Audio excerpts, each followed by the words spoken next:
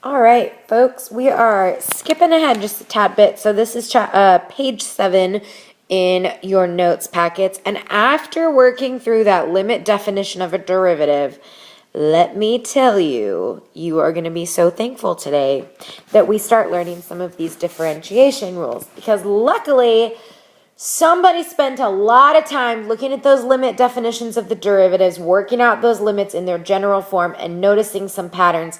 And luckily for us, they were able to come up with some theorems that are going to make our lives so much easier. So, the first one is the constant rule. So if you think about a constant function, so if we look at the function f of x equals 4, that's going to be a horizontal line that goes through y equals 4. So this would be that. Now, at any point, I'm dropping my pen, along this graph, it doesn't matter where we are, the slope is always going to be 0 because that's the definition of a horizontal line. So the slope, and remember we've said that that is what the derivative of a function represents, the slope of a constant function is always going to be 0. And so that's the first theorem here, which is the constant rule. Okay, so the derivative of a constant, remember c is always going to represent a constant. That would be my dog Marty, sorry about that, is going to be 0. Now, the power rule, which is the one that I think a lot of you have been trying to kind of use, if I take the derivative, and this d dx like this means take the derivative with respect to x, that's all that notation means, versus, just kind of a side note here, remember we said dy dx was one way to represent the derivative. Well, that would be like if I started with a function like y equals 2x. I could take the derivative of y with respect to x, that would be dy dx, and that would equal 2, for the reason that I'm about to show you. But in the case that we're looking at here, this is just talking about an expression. I didn't start with y equals. So that's why it's just the derivative with respect to x. We're not taking the derivative of y here. So this is our operation that we are performing. The rule is this. You take the exponent and you multiply it in front of your base, and then you subtract 1 from the exponent. So for example, dx of x cubed would be 3x squared. Bring the 3 down and subtract 1. Okay? So that's how it's going to work. Now, that's going to be true with exponents that are fractions, that are negatives, whatever it may be. That's always how it is going to work out. All right. Notice that for f to be differentiable at x equals 0, n must be a number such that x to the n minus 1 is defined on an interval containing 0. If you're going to take a whole function and differentiate it, you've got to know that it's going to be differentiable at 0, and that's going to be something that we'll talk about quite a bit. Now, don't feel like you need to memorize this in its symbolic form. We just need to know the rule. So, take just a second, maybe put the video on pause, and see if you can work through the derivatives of these 3 functions to think about how this would work. Remember, we're working with the power rule, so you have to think about how you could write each of these to represent a power. So, hopefully you tried these. This first one I've already shown you. So, f prime of x would be equal to 3x squared. Make sure you give it a label. This one, this is the same as x to the 1/3.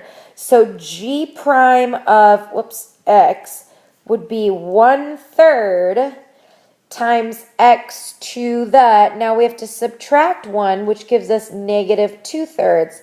And since that is negative, we need to move it to the denominator, 1 over 3x to the 2/3. That would be g prime of x right there. Lastly, we can think about this as x to the negative 2nd power.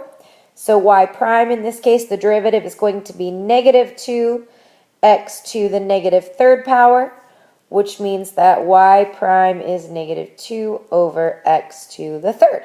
So that's how our derivatives work. Now, we can find the slope at specific points. So for number 4, we want to find the slope of f of x equals x to the 4th at various points. The first thing that we need to know here is that f prime of x would be 4x to the 3rd. Multiply the exponents, subtract by 1. And so we can now just plug in these x values for each of these. So f prime at -1 is going to be 4 times -1 to the 3rd, which is -4. That would be the slope of the graph at x equals -1.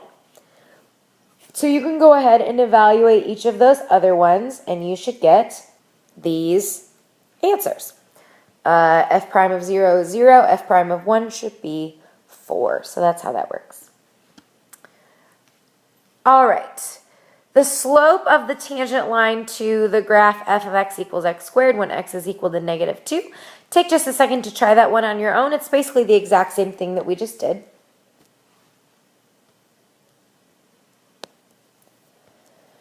So you should see that f prime of x is equal to 2x.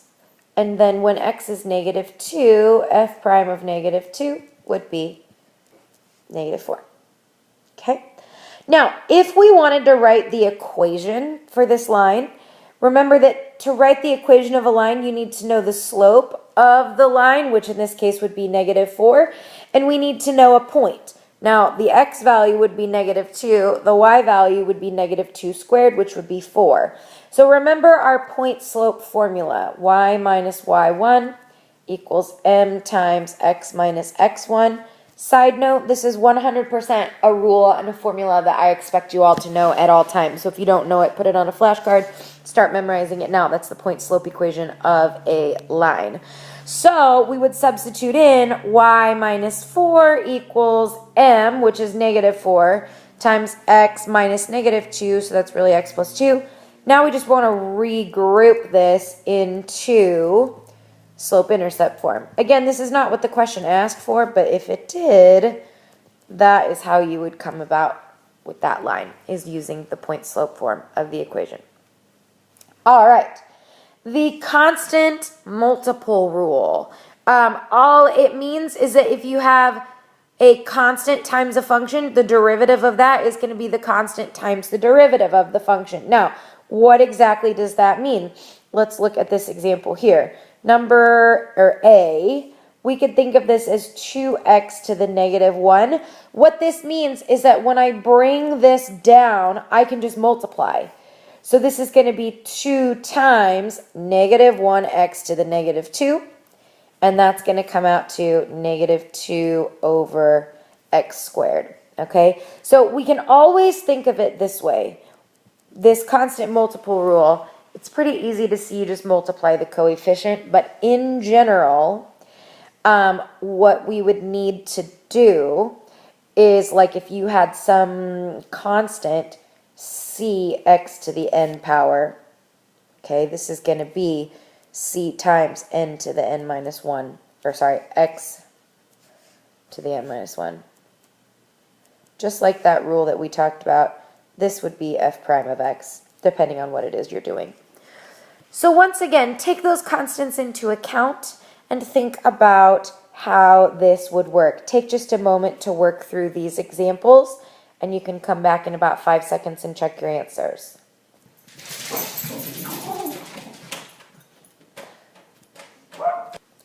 Here are the answers that I get, so you can take a second to look through those and compare those answers to yourself. I will just point out, make sure that the second you are not talking about the equation anymore and talking about the derivative, you have to rename it. So for example, right here, this is y. I'm just carrying my equal sign down, so I didn't have to write it. But the second that I am now talking about the derivative and no longer y, I'm talking about y prime, you need to rename it. Like if I had only written on example B, if I had just said equals 8t over 5, that's going to lose you points on the AP test because that's not true. F of t does not equal 8t over 5. F prime of t is what that is equal to. So make sure the second you switch from talking about a function to talking about its derivative, that you rename your function. That's really important. So again, pause the video, take a second to look at your work and make sure that you're following along with what we just did. All right. The last thing to talk about today is the sum and difference rules. And these are really easy. This doesn't really add anything new onto what we've talked about.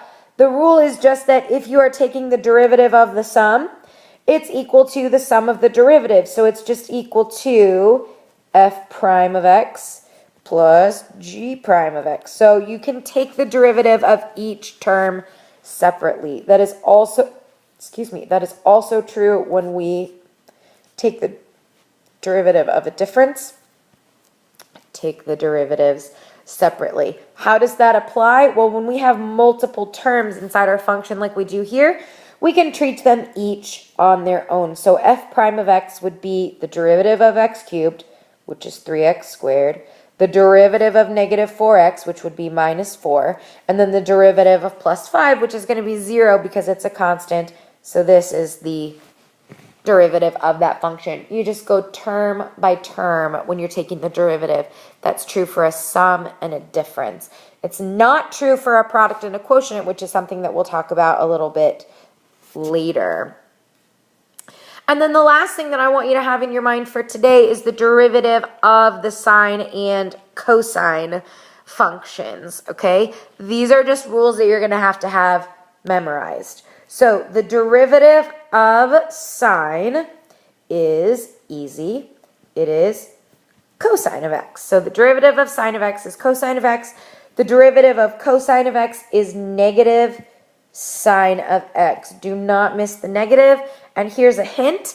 Anytime you take a derivative of a trig function that starts with co, the derivative is always going to come out negative. So the co's always differentiate to a negative function. So that's kind of an easy way to help you remember that. So for A, we can use that constant multiple rule here. So this is going to be 2 times the derivative of sine of x, which is cosine of x. So the answer is just 2 cosine of x. B, this is 1/2 sine of x. So this is going to be 1 over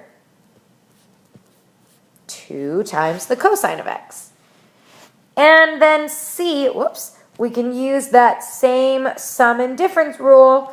And like I said, we're just going to do them separately. So y prime here would be 1, because that's the derivative of x, plus cosine of x. And so that is how that works. So this is all I've got for you today. We will continue discussing continuity and differentiability when I come back. We'll talk about rates of change when I come back. And this is where I'm going to leave you for today. I'll see you guys soon.